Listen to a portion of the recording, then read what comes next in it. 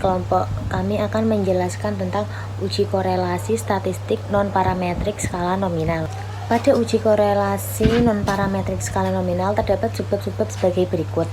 Yang pertama itu apa itu uji statistik non-parametrik. Yang kedua yaitu macam-macam uji statistik non-parametrik skala nominal. Yang ketiga yaitu rumus uji statistik non-parametrik skala nominal. Yang keempat yaitu contoh soal uji statistik non-parametrik skala nominal. Yang kelima yaitu langkah pengerjaan soal. Dan yang keenam adalah kesimpulan. Apa sih yang dimaksud dari uji statistik non-parametrik? Uji statistik non-parametrik yaitu uji yang tidak dibutuhkan asumsi parameter apapun untuk populasi yang diuji, atau dalam bahasa sederhana uji ini tidak bergantung pada populasi. Dalam uji statistik non-parametrik tidak ada parameter yang digunakan dan tidak ada distribusi yang harus diketahui. Selanjutnya yaitu macam-macam uji statistik non-parametrik skala nominal. Uji korelasi statistik non-parametrik dengan skala nominal dibedakan dengan 3 pengujian. Yang pertama yaitu uji statistik P, yang kedua yaitu uji statistik contingency coefficient, yang ketiga yaitu uji statistik Cramer's V.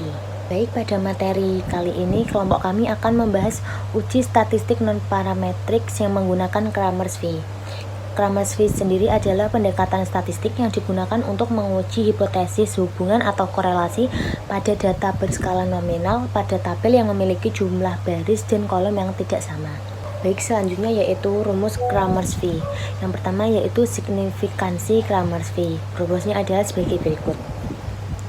X kuadrat sama dengan sigma OI kurangi EI dalam kurung kuadrat di per EI, dengan keterangan sebagai berikut. OI adalah nilai pengamatan observasi yang pertama. EI yaitu nilai harapan atau expected yang pertama. Selanjutnya yaitu rumus koefisien Cramer's V, yaitu sebagai berikut.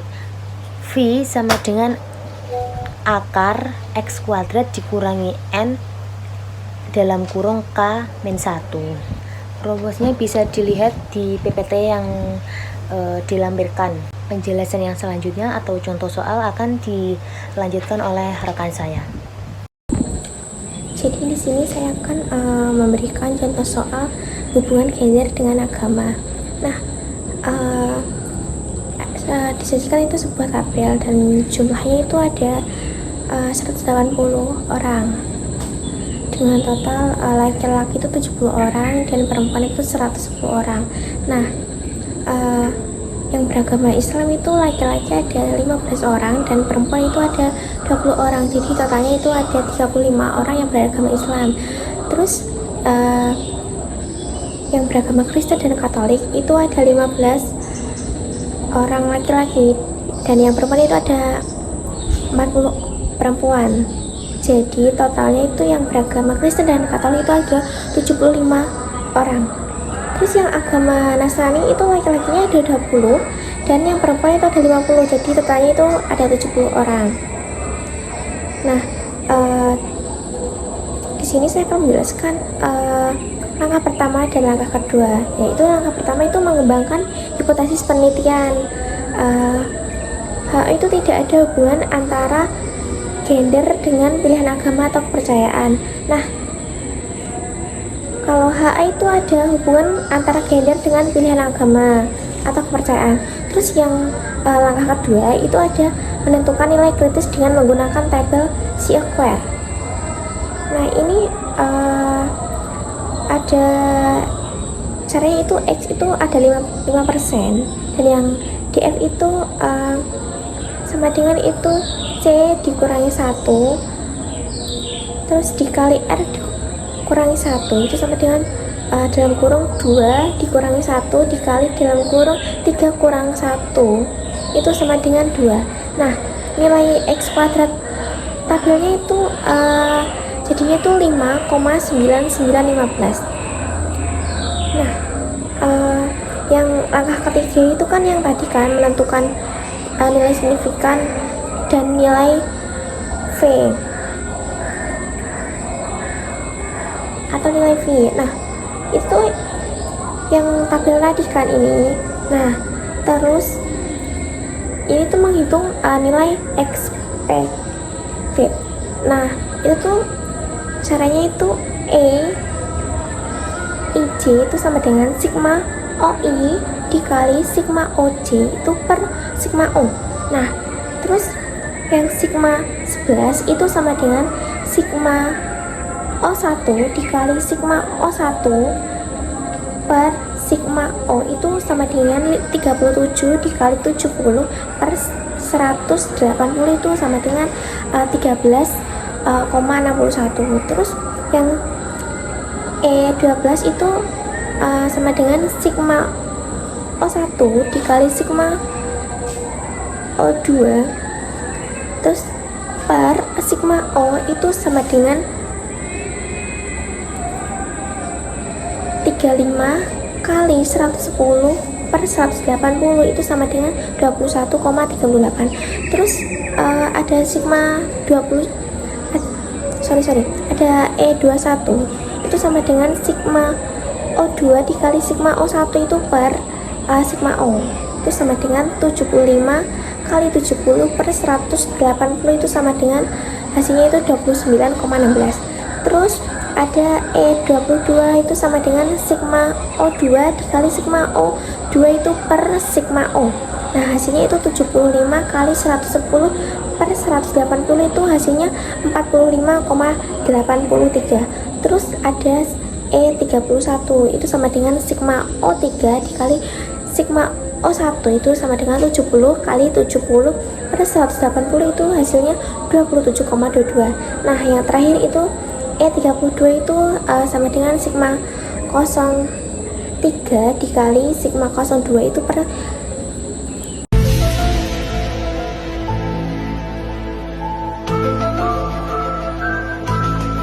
3 dikali sigma O2 itu per sigma O itu sama dengan 70 dikali 110 per 180 itu hasilnya 42,77. Baik, saya akan menjelaskan atau melanjutkan dari penjelasan teman saya yang sebelumnya. Tadi kan kita udah menghitung nilai expected itu sendiri, yaitu yang didapat E11-nya ada 13,61, E12-nya itu ada 21,38, E21-nya itu ada 29,16, E22-nya ada 45,83, E31-nya itu ada 27,22, E32-nya itu ada 42,77. Kemudian kita akan membuat tabel atau tabel bantu untuk memasukkan nilai expected itu ke dalam tabel tersebut. Tabelnya itu, tabel yang pertama itu berisi kepercayaan atau agama, yaitu yang terdiri dari tadi data yang sebelumnya, yaitu ada Islam, yang kedua ada Kristen dan Katolik, dan yang ketiga itu ada Nasrani. Kemudian tabel yang kedua itu ada komponen dalam uji statistik, yaitu ada observe, yang kedua ada expected, nilai expected itu, terus yang ketiga itu ada observe dikurangi expected, terus yang ketiga itu ada akar kuadrat dari observe min expected itu sendiri, terus yang kelima itu ada pembagian dari expected itu sendiri. Terus yang tabel berikutnya itu ada gender laki-laki. Terus yang selanjutnya, tabel selanjutnya itu ada gender perempuan, dan yang terakhir itu ada total. Kemudian kita masukkan satu-satu data yang telah diketahui. Yang pertama itu ada observe. Observe sendiri itu data yang telah diketahui sebelumnya, yaitu data yang ada di tabel soal atau jumlah datanya ya. Kemudian kita masukkan, Islam sendiri itu observe-nya ada 15 untuk gender laki-laki, terus yang perempuan itu ada 20. Kemudian kita totalnya itu 20 ditambah 15 ada 35. Kemudian nilai expected yang tadi kita hitung dari awal itu kita bisa masukkan. Untuk laki-laki sendiri kita masukkan yaitu tadi ya, untuk nilai expected 11 itu ada 13,61, terus yang perempuan itu ada 21,38. Kemudian next kita lanjut untuk perhitungan observe dikurangi expected itu, yaitu 15 dikurangi 13,61. Itu hasilnya diperoleh 1,39, dan untuk yang perempuan itu 21,38 dikurangi dengan 20 itu hasilnya 1,38. Kemudian kita setelah mendapatkan hasil observe dikurangi expected itu, lanjutnya itu yang bawah itu adalah akar kuadrat dari hasil pengurangan tadi ya, observe dikurangi expected, yaitu hasilnya 1,39 kita kuadratkan, hasilnya itu menjadi 1,93, dan yang perempuan 1,38 kita kuadratkan menjadi 1,90. Kemudian next itu ada pembagian dari expected itu sendiri, yaitu expected hasil kuadrat tadi kita bagikan dengan expected awal, nilai expected awal, yaitu 1,93 kita bagikan 13,61, hasilnya kita peroleh yang laki-laki 0,141, sedangkan untuk yang perempuan 1,90 itu kita bagikan 21,38, kita peroleh hasilnya yaitu 0,139. Kemudian totalnya kita tinggal jumlahkan, 0,141 ditambah menjadi 0,139, kita memperoleh hasil yaitu 0,28. Kemudian untuk yang agama Kristen dan Katolik, nilai observe dari data awal itu yang laki-laki ada 35, sedangkan yang perempuan itu ada 40. Kemudian kita masukkan nilai expected yang kedua, yaitu E21 itu ada yang laki-laki ada 29,16, sedangkan yang perempuan itu ada 45,83. Kemudian kita kurangkan lagi seperti perhitungan dari awal, yaitu observe dikurangi expected, yaitu 35 dikurangi 29,16, kita peroleh hasilnya yaitu 5,84. Kemudian yang perempuan sendiri yaitu 45,83 dikurangi 40, kita peroleh hasil yaitu 5,83. Kemudian hasil tersebut kita kuadratkan seperti hasil operasi hitung yang sebelumnya, 5,84 dikuadratkan itu hasilnya 34,10, sedangkan untuk yang perempuan 5,83 kita kuadratkan hasilnya menjadi 33,98. Next kita mencari pembagian dari expected itu sendiri, yaitu tadi hasil pengkuadratan nilai expected itu kita bagikan dengan nilai expected awal, yaitu 34,18 kita bagikan dengan expected awal yaitu 29,16, kita peroleh hasil yaitu 1,169. Untuk yang perempuan sendiri kita bisa bagi yaitu 33,98 dibagi dengan 45,83, kita peroleh menjadi 0,74. Kemudian kita jumlahkan atau kita totalkan hasilnya menjadi 1,9. Next untuk agama yang Nasrani, kita hitung juga dari awal, yaitu nilai expected awalnya kita hitung itu nilai observe-nya untuk yang laki-laki itu ada 20, sedangkan yang perempuan ada 50. Kita jumlahkan 50 tambah 20 hasilnya yaitu 70. Sedangkan nilai expected sendiri untuk yang laki-laki itu ada 27,22, sedangkan yang perempuan itu ada 42,77. Kemudian kita mencari nilai observe dikurangi dengan nilai expected, yaitu 27,22 kita kurangi dengan 20, kita peroleh hasil 7,22. Sedangkan untuk yang perempuan kita peroleh yaitu 42,77 dikurangi dengan 50, kita peroleh hasilnya yaitu 7,23. Kemudian kita mencari nilai observe dikurangi expected kuadrat, yaitu 7,22 dikuadratkan itu hasilnya 52,12. Sedangkan untuk yang perempuan itu 7,23 kita kuadratkan hasilnya menjadi 5,27. untuk yang perempuan 7,23 kita kuadratkan hasilnya 52,27. Sedangkan untuk yang laki-laki 7,22-nya kita kuadratkan yaitu 52,12. Kemudian kita mencari pembagian dari nilai expected itu sendiri, yaitu hasil kuadrat observed dikurangi expected itu kita bagikan dengan nilai expected awal, yaitu 52,12 dibagi dengan 27,22, hasilnya kita peroleh yaitu 1,91. Untuk yang perempuan sendiri itu 52,27 kita bagikan dengan 42,77, kita peroleh hasil yaitu 1,22.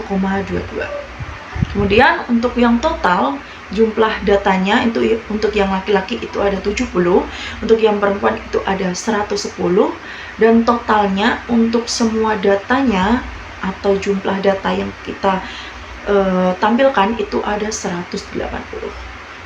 Kemudian kita mencari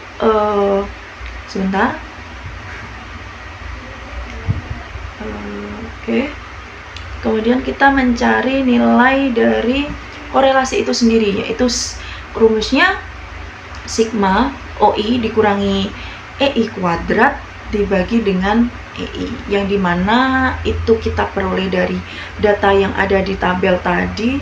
Untuk nilai pembagian dari nilai expected itu ada 0,141, kita tambahkan dengan 0,139, terus kita tambahkan 1,169, terus kita tambahkan 0,74, kita tambahkan 1,91, kita tambahkan 1,22, kita peroleh hasil 5,319. Itu adalah nilai dari korelasi untuk uji parametrik kali ini ya. Next, kita langkah keempat itu melakukan pengujian hipotesis. Pengujian hipotesis kita peroleh tadi nilai korelasi hitungnya itu ada 5,319, itu lebih kecil dari nilai korelasi tabelnya. Nilai korelasi tabelnya kita peroleh tadi dari awal, langkah kalau nggak salah itu langkah kedua atau ketiga, langkah kedua itu kita peroleh nilai tabelnya itu 5,9915. Karena nilai hitungnya itu lebih kecil dari nilai korelasi tabelnya, maka kita dapat mengambil pengujian hipotesis itu HO itu diterima, sedangkan HA itu ditolak. Next, langkah yang kelima itu kita mengambil keputusan.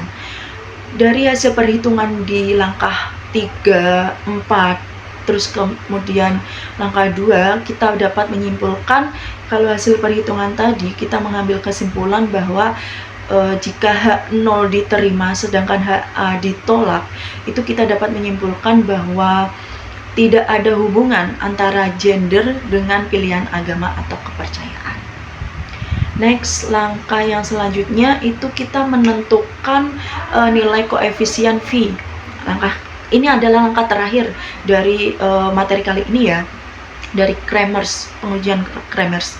Yaitu nilai koefisien V itu sendiri, rumusnya itu akar dari nilai korelasi tadi dibagi dengan N dikali K-1. Kemudian kita tinggal masukkan tadi nilainya, yaitu akar. Karena tadi nilai korelasi hitungnya kita peroleh 5,319, kita masukkan ke dalam rumus tadi ya.